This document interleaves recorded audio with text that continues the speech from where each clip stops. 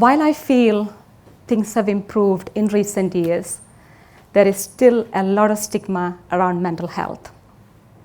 When I decided to set up a charity 2 years ago, I had a number of conversations with my friends, my colleagues, my community, and my family around the area and the aim of the charity should concentrate on.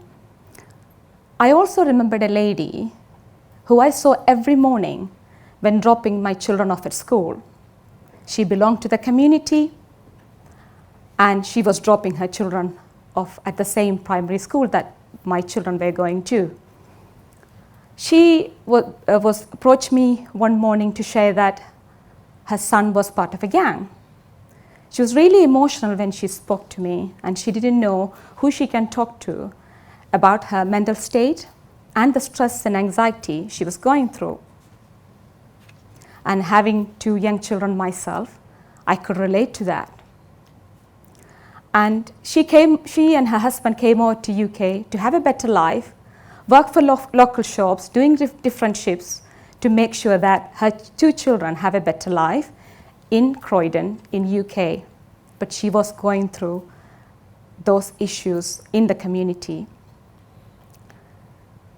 She was really ashamed of her feelings to admit that she was suffering, and in a close-knit community, she couldn't ask anyone for help. Why are mental health difficulties so stigmatized? Just look around you. 1 in 4 of us go through mental health issues at some point in our lives. Around 1 in 10 children experience mental health problems. Depression affects 1 in 12 of the whole population. Rates of self-harm in UK are the highest in Europe. 450 million people worldwide have mental health issues. But even though so many people are affected, there is a strong social stigma around mental illness.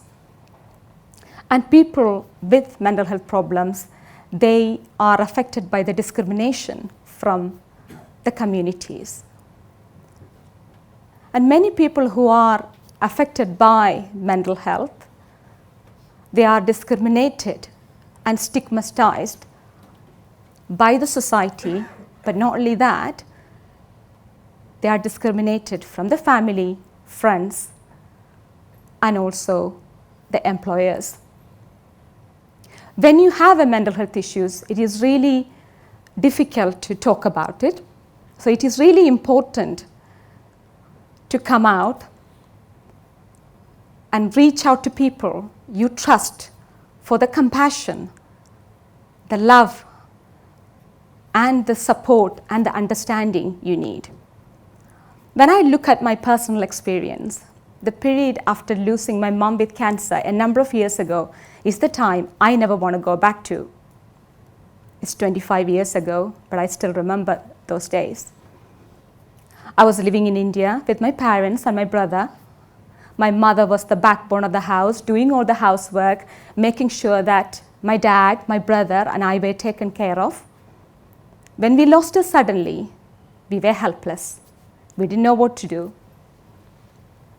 We had family members visiting us now and then, but looking back, I really wish there were charities in India to provide that counseling service.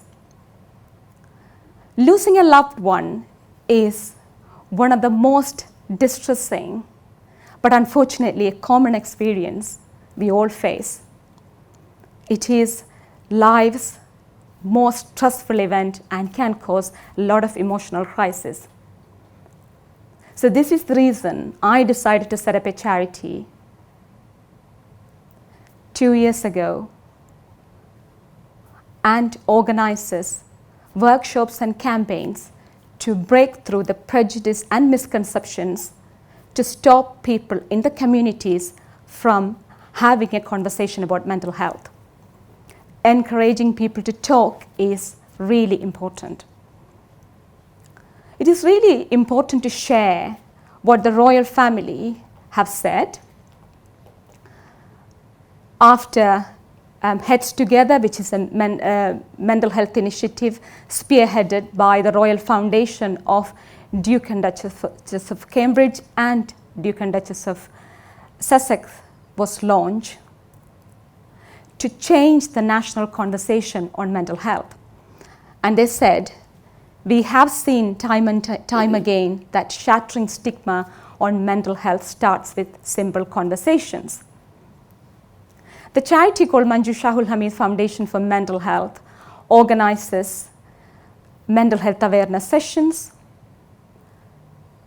events on mindfulness, and also events on intergenerational care.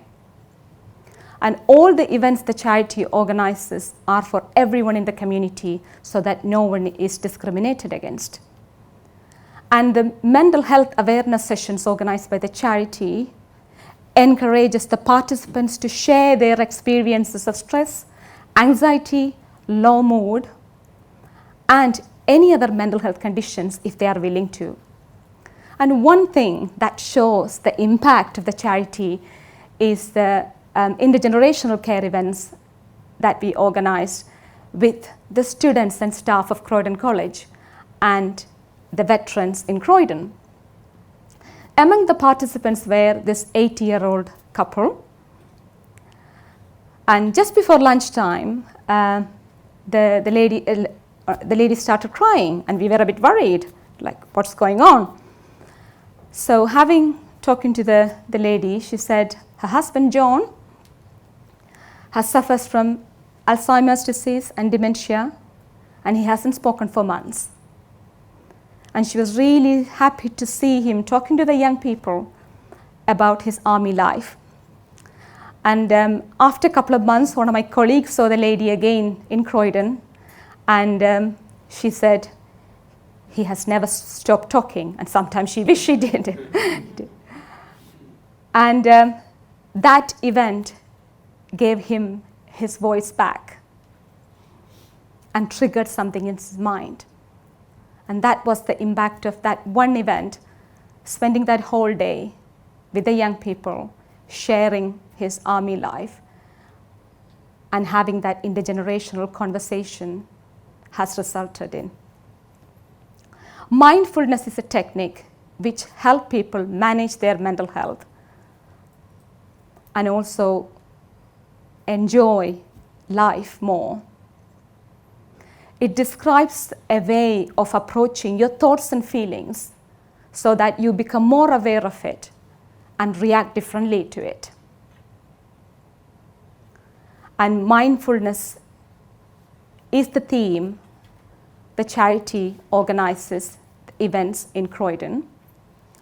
Research shows that people with psychiatric condition has had a positive impact in their life with mindfulness.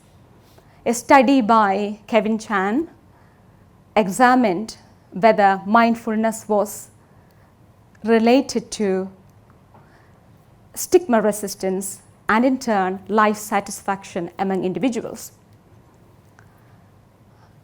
Cross-sectional questionnaire data was collected from 311 individuals with psychiatric disorders living in Hong Kong, China, and the study resulted that stigma resistance was positively associated with life satisfaction in people with psychiatric disorders,